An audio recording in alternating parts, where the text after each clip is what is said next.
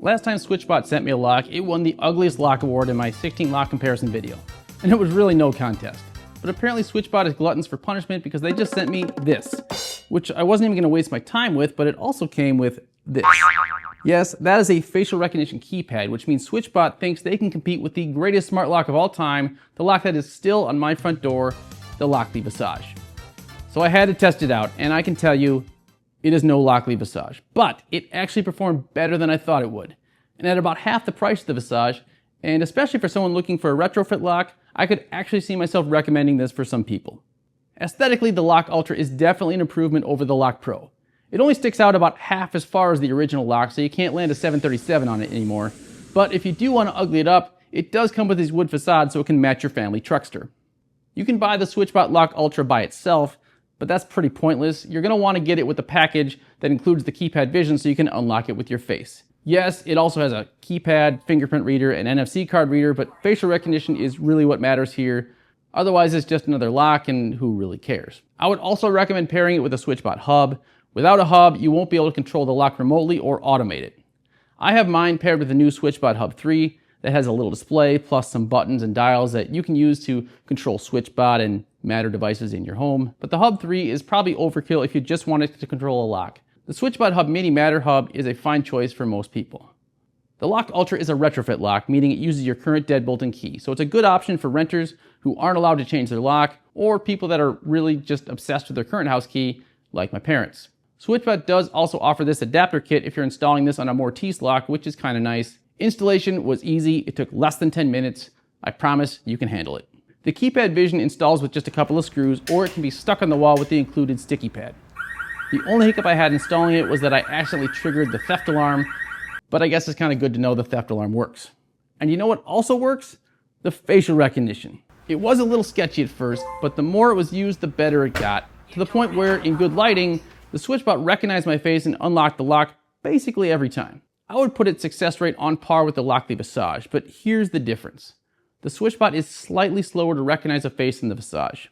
And unlike the Visage that unlocks the door immediately upon recognition, with the SwitchBot, there's a slight delay from the time that it recognizes your face by the keypad to the time that the lock actually unlocks.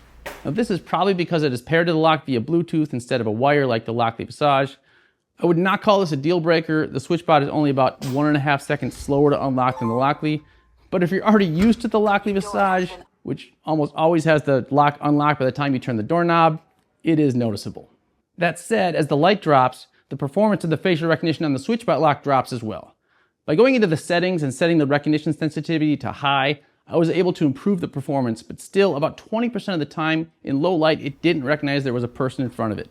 This has never been the case with the Lockly. Now, this is not a huge problem because you can still open the door with, your fingerprint or a code in any light, but it's still a little bit annoying.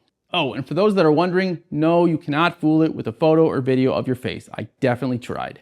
All that said, I would say the facial recognition of the SwitchBot is good compared to the Lockly Visage, which is great. But you're gonna have to pay an extra $200 to get to great, so I'll let you decide if that's worth it.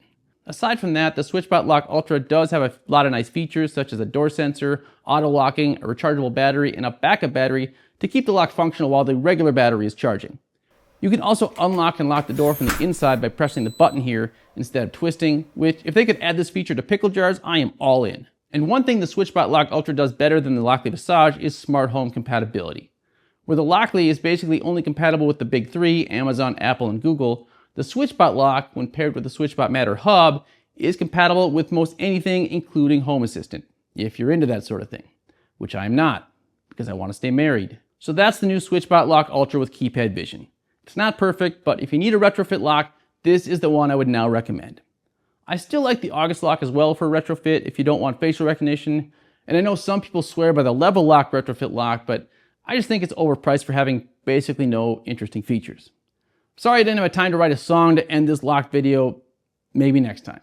Thanks for watching. Pete didn't write a song this week and thought the video was done. So I wrote this song for him so I could show him looking dumb. He does this after every clip. I think he's gone insane.